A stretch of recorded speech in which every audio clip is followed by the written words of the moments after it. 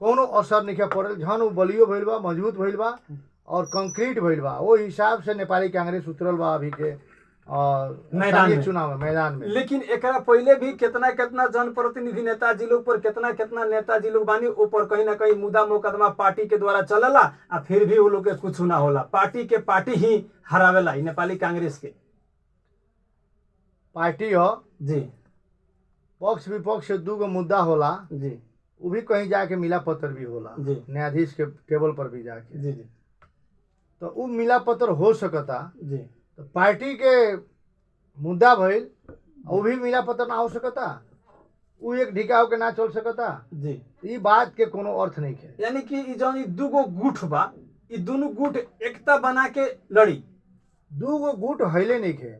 दूगो गुट अपने दूगो गुट ना रही तो चुनाव काहे होइत सर? चुनाव तो होके भी करी, प्रतिस्पर्धा खातिर तो चुनाव होके भी करी, लोकतंत्र साबित देखे प्रमाणित करे खातिर तो देखल जाओ जौन अपने के कांग्रेस पार्टी में जौन पार्टी हारल बा, रउआ लोग माला पहिर के फूल पहिर के घूमनी, टीका लगा के घूमनी, आज जे हारल उ तो ना घूमी तो संगे घूमल ना ना उ भी संगे ही बा। उ आज निराश बा। कुछो निराश नहीं है। उ काहे निराश रही? निराश तो नहीं पार्टी जिम्मेवारी संगठन में उ बा, सब कोई मिल के संगठन को मजबूत करे में बा। निराश के बात कहाँ से आइल यहाँ?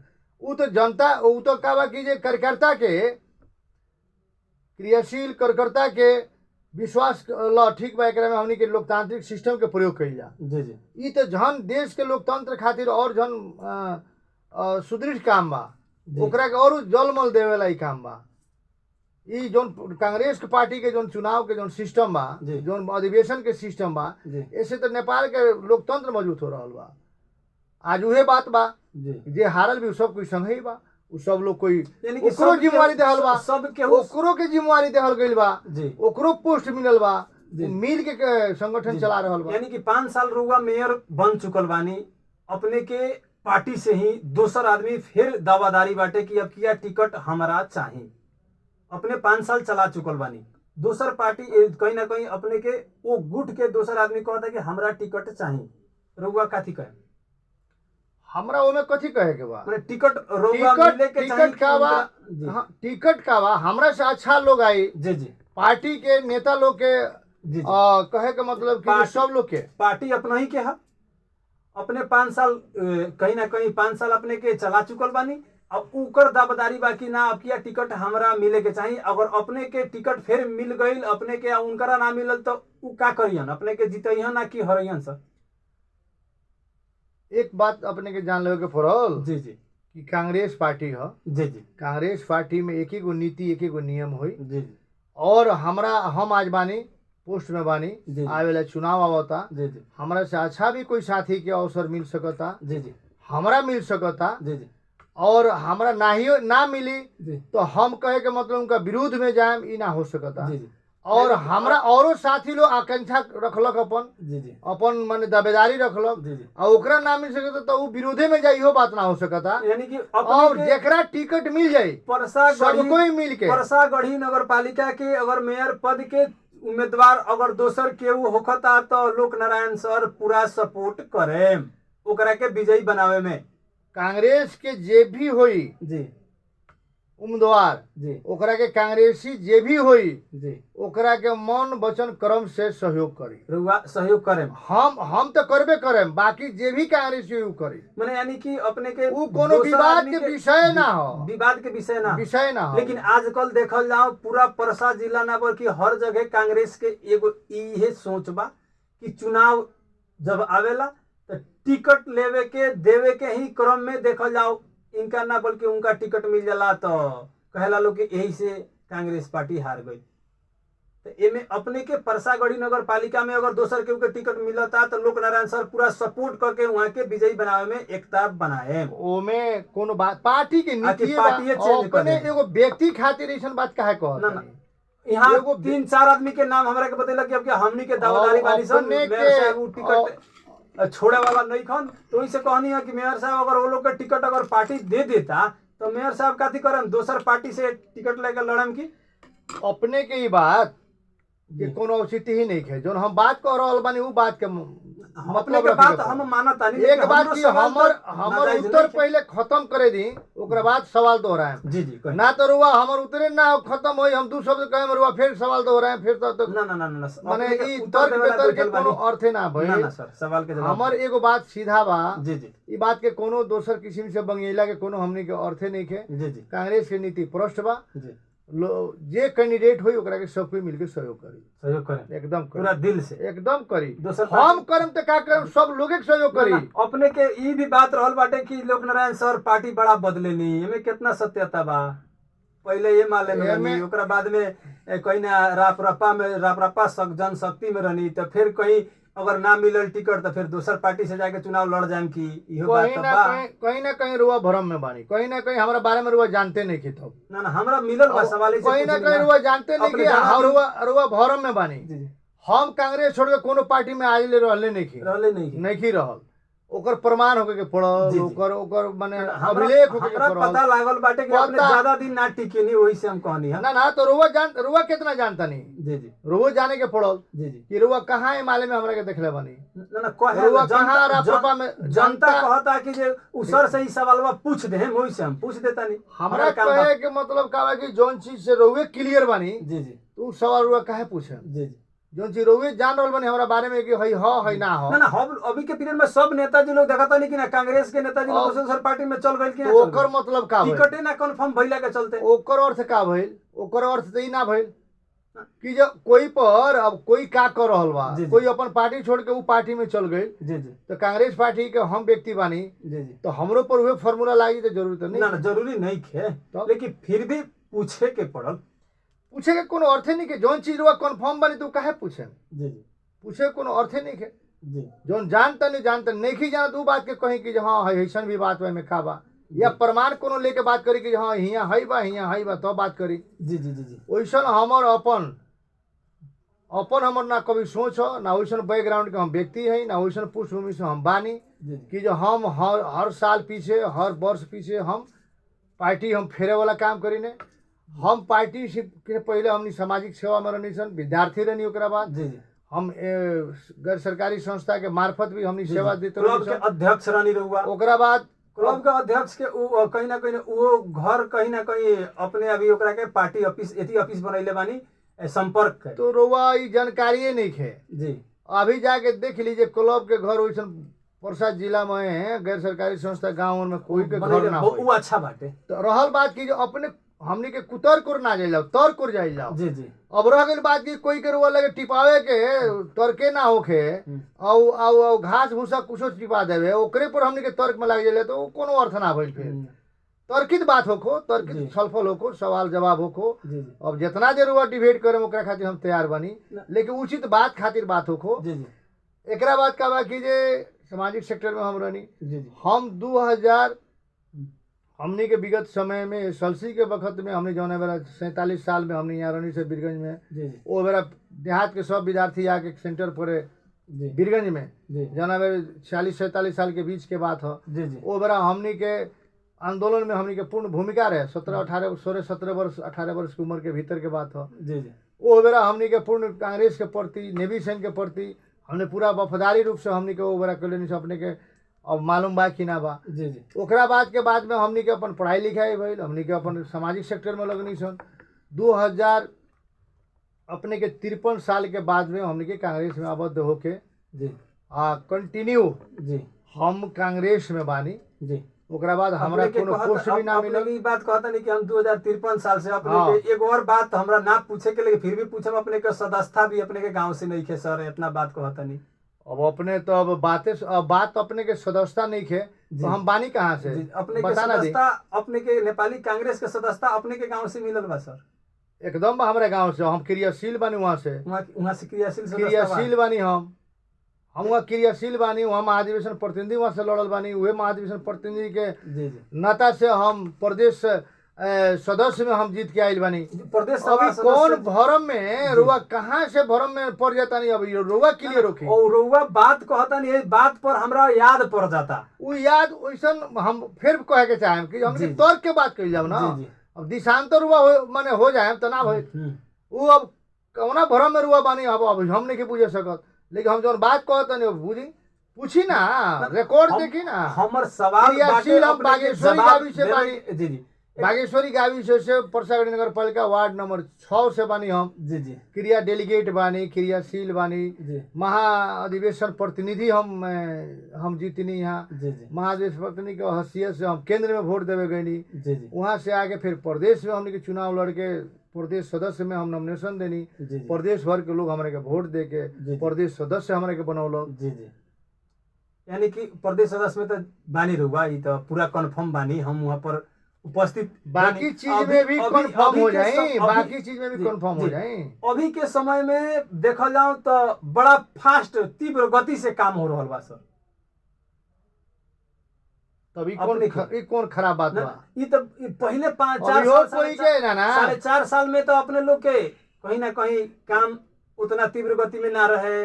अभी तीव्र गति से काम हो रहा बा, तो एहू में कहा बा कि अपने के अपन इष्ट मित्र दोस्त लोग के खाली अपने कहीं ना कहीं ठेका में चाहे अपने के जौन एथी होकेला में करा रहल बानी। ये सब गलत बात बा जी। ये भ्रम फैलावेला बात बा। कुछ लोग के अपना के राजनीति करे वाला बनला लोग। जी जी अब ऐसने बात के लगे लिया के कही लोग। इहो बात को हमरा मालूम चल बा कि लोक नारायण सर कमीशन बिना कमीशन के कोनो रोड ना बनावनी, कोनो नाला ना बनावनी। तो लोक नारायण जी कितना कमीशन के पीछा लागल है। जी जी और 14 गो नगर पालिका बा, सब जगह इन्फॉर्मेशन हुआ हुई, परसागढ़ के भी हुई, लोक नारायण जी के बारे में हुई। जी जी रुआ अपन ब्रह्म का कर रहल बा, अपन माने एनालिसिस का बा, जी जी ओकरा के प्रयोग करी और प्रमाण हमरा के बताई। जी जी केवल कहला से और कोई के बदलेशन फैलावला से तो ना हो जाए कि हाँ लोग ना जी गलत बड़ा। जी जी जी बात तो कहता नहीं सर, लेकिन पानी पड़ जाला तो अभी अपने के बहुत ऐसा गाँव अपने के गाँव नगर पालिका के बहुत ऐसा गाँव बा कि पूरा रास्ते ही ना रहला, पूरा पाके पाक हो जाला, जाए के अवस्था ही नहीं है। एकदम सही बात रेडियो सेट पर बहुत बढ़िया बढ़िया बताता। तो अभी हम कहते नहीं, सही बात कहते नहीं। अपने 4 वर्ष के रीजन में जी जी अपने के 100 किलोमीटर के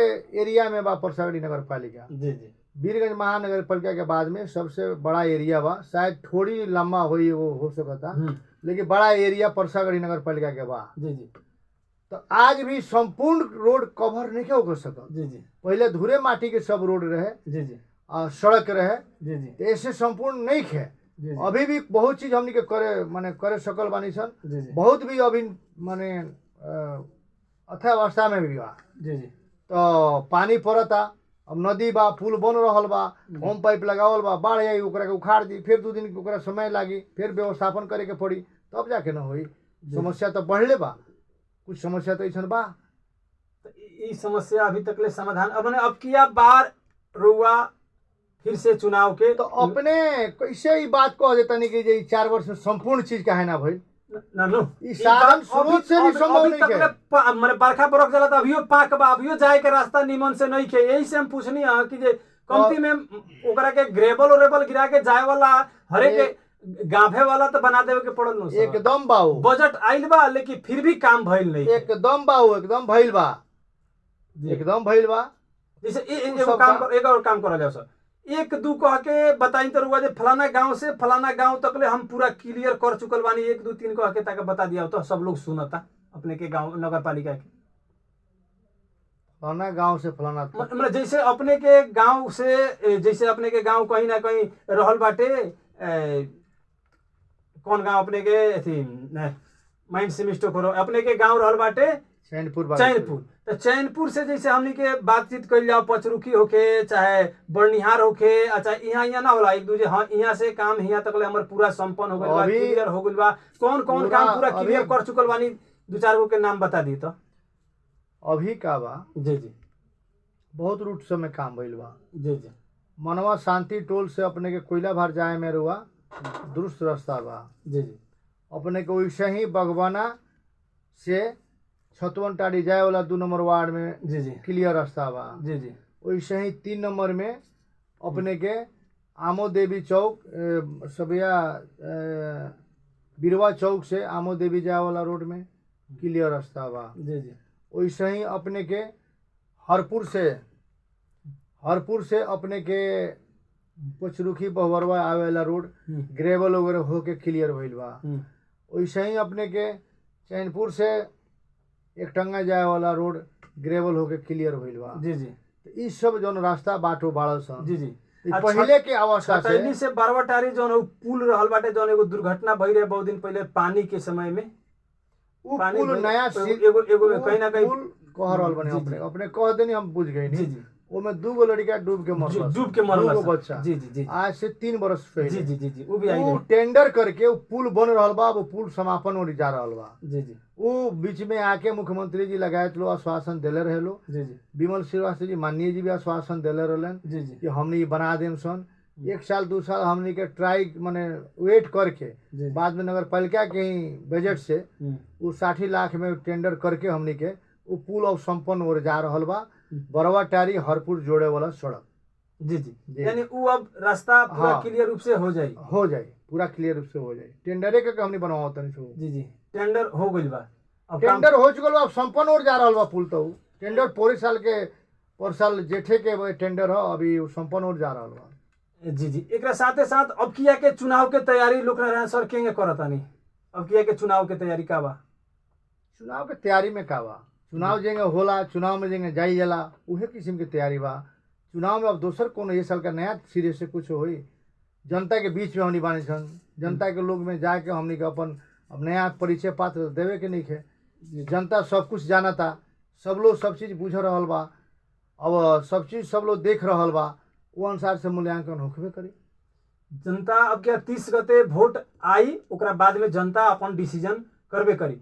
जनता के बीच में सर अपन नाम नंबर सार्वजनिक करें, जनता अगर कोनो पूरा अपने के- टोटल रूप से हमर सार्वजनिक बा। हमर नंबर कहियो ऑफ ना रहेला। जी जी 98 550 41 2 29 98 550 41 2 29 29।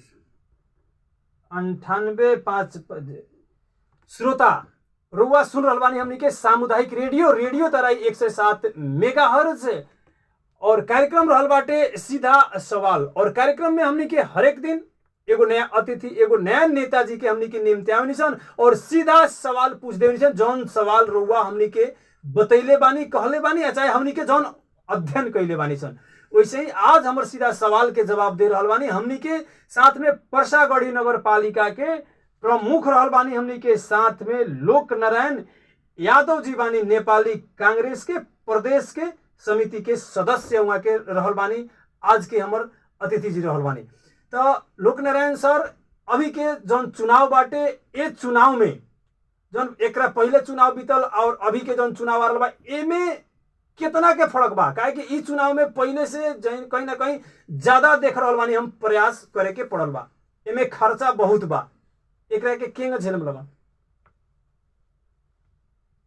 हमनी पहले भी कोनो ज्यादा खर्चा करे वाला लोग ना आई सन, जी जी हमनी आज भी ना करम सन। जी जनता सब कोई जान रहल बा। जी जी हमनी के अपन काम के ऊपर, जनता के विश्वास के ऊपर जी और जनता के भरोसा के ऊपर हमनी चले वाला विश्वास करे वाला लोग ही सन। जी जी हमनी की जनता के बीच में जाके मत मांगे के बा और वो मत संचय करे के बा, और हमनी के दोसर और कोनो प्लानिंग नहीं है।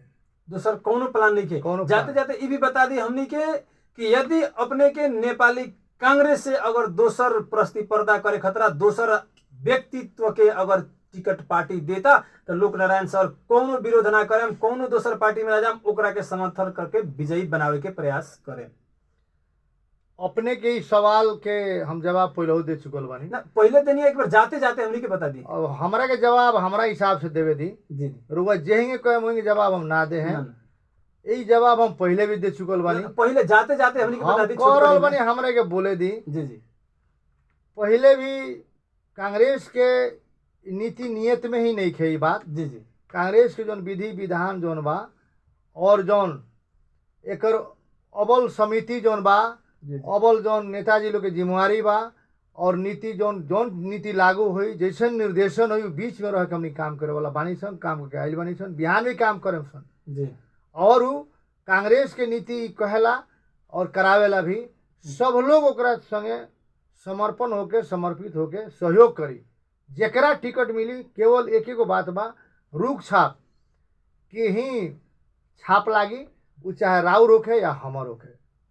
जी जी जी जी श्रोता, यदि रउआ परसागढ़ी नगर पालिका के जनता रहल बानी, हमनी से फोन करके बहुत ढेर सारा बात के अपने बतैले बानी। आज अपने के सवाल के जवाब हमनी के साथ में देनी हो। और ई कार्यक्रम के पुनः प्रसारण रउआ बिहान ठीक 7 बजे जरूर सुन सकेम। और यहाँ के जौन बात रहल बाटे, जौन रउआ अपन सवाल के जौन हमनी के बात बाटे और हमनी के हमनी के पूछ चुकल बानी, लेकिन हमनी के साथे साथे रउआ भी यहाँ से अपने सवाल पूछल जाओ, तब ही जाके होई। काहे कि यहाँ के नंबर दे चुकल बानी और नंबर अपने के एक बार बताए के प्रयास करम। अपने के सीधा डायरेक्ट यहाँ के लगे फोन करी और मेयर साहब से ही अपने के जौन सवाल बाटे तो पूछी। और मेयर साहब नंबर हमरा के देले बानी 98 5 50 41 229 98 5 50 4 1 2 2 9 में रउआ फोन करके और यहाँ से अपने के जौन भी सवाल बाटे जौन रउआ जरूर पूछेम। अपने के सवाल के जवाब यहाँ के देहम आकि ना देहम और यहाँ के का राय सलाह सुझाव देता नहीं, फिर भी रउआ फोन करके हमनी के जानकारी देहम। हमनी के सीधा सवाल में जरूर पूछे के प्रयास करेम सन। सर, कार्यक्रम के हमनी निर्धारित समय समाप्त होके के इशारा हमनी के टेक्नीशियन मित्र दे रहल बानी। जाते जाते अपने के काथी कहे के चाहे अपने के परसागढ़ी नगर पालिका के जनता से, चाहे जे हमनी के रेडियो सुन रहल बाटे सभी जनता से का कहे के चाहे रउआ? सब प्रथम बात बा जी कि अभी परसागढ़ी नगर पालिका आम नागरिक लगायत सब लोग में सब प्रथम और हमर जय नेपाल का अभिवादन बा। जी। और अभी जौन हमनी के ई मीडिया अपने के जौन हमनी के दू शब्द राखे के रेडियो तराई, हाँ, अवस्था रेडियो तराई जौन अवस्था दिलक, एक खातिर रेडियो के बहुत बहुत धन्यवाद बा। परसागढ़ी नगर पालिका विगत 4-4.5 वर्ष के भीतर में बहुत ही सब सेक्टर के काम में हमने आगे बढ़ल बनी सन। और वो काम एगो पॉजिटिव हिसाब से, एगो विकास हिसाब से हमने के लागल बनी सन। और आने वाला समय में भी अभी भखरे परसागढ़ी नगर पालिका अंतर्गत में हमने के जौन आंशिक अपांग के रूप में जौन रहा और जौन पीला कार्ड मिलत रहा, जरा एगो हाथ एगो खुटा नहीं के, ओकरा के माने सरकार केंद्र सरकार ना देते रहा सुविधा, ओकरा के भी प्रत्येक महीना जौन की सावने से लागू बा हमने के 1000 रुपया के रूप से हमने के देवे के कार्यक्रम 9 वार्ड से करीब 70-78 आदमी के हमने के कलेक्शन करके उन लोग प्रत्येक महीना के 1000 रुपया देवे के पूर्ण आंशिक अपांग के। और परसागढ़ी नगर पालिका ओकरा के नया कार्यक्रम लॉन्च कैलक है। उसमें 78 आदमी जितना पड़ल बा 9 वार्ड के मिल के, और ये भी सबको की जानकारी होके पड़ल। उसमें साउन से लेके आषाढ़ तक के 1000 प्रत्येक महीना के मिली। हम ये जानकारी भी देवे के चाहतनी। और अंत में ये तराई एफएम के भी धन्यवाद देते हुए चले हमनी के जी श्रोता, हमनी के अपने के कहीं ना कहीं यहाँ तकले रेडियो तराई 107 मेगा हर्ज के स्टूडियो तकले आके लोक नारायण सर हमनी के साथ देनी, ओकरा खातिर अपने के रेडियो तराई 107 मेगा हर्ज के ओर से हम व्यक्तिगत मुन्ना ठाकुर अपने के दिल से धन्यवाद देवे के चाहे। धन्यवाद। अपने भी अवसर के जुड़ा देनी एक खातिर अपने के तराई एफएम और लगायत में कर्मी संपूर्ण लोग के धन्यवाद देवे के चाहे। जी धन्यवाद जी। श्रोता, अभी हमने के साथ में रहनी है परसागढ़ी नगर पालिका के प्रमुख लोक नारायण यादव सर हमानी के आज अतिथि के रूप में रहनी है। वहाँ से बहुत ढेर सारा सवाल हमने के पूछनी है सन, बहुत ढेर सारा वहाँ के जवाब भी देनी है। लेकिन वास्तव में श्रोता, हमने के हर एक दिन एगो नया अतिथि, एगो नया नेताजी के निम्ति आवनी सन और पूछे के प्रयास करी सन। रउआ जनता बानी और जनता कहीं ना सबसे सर्वश्रेष्ठ होखेला, ऐसे रउआ मतदाता हई। रउआ यदि एगो वोट देहम तो अपने के एक वोट से ही कहीं ना कि एगो जनप्रतिनिधि नेता चूज कइल जाला। रउआ स्वयं निरीक्षण कर सकतानी, स्वयं अपने के देख सकतानी कि हमर भविष्य के, हमरा शिक्षा के, स्वास्थ्य के, हमनी के भविष्य के स्वच्छ बना सकताटे। ओकरा के रउआ आपन मत दी, आपन वोट दी। यह कहते आज के खातिर हमनी के विकेश जी जौनी बंद कमरा के आवाज अपने के लाखों lakh radio set, mobile set और इंटरनेट सेट पर पहुंचा के साथ देहनीय वहां के दिल से धन्यवाद देते। बिहान ठीक 7 बजे, बिहान शनिवार परसों आइतवार के ठीक 7 बजे अपने लोग के रेडियो सेट पर आवे के वादा करते। अभी के खातिर हम मुन्ना ठाकुर के दी इजाजत। नमस्कार, प्रणाम, अपने सबके जय हो, जय जनता। फोटो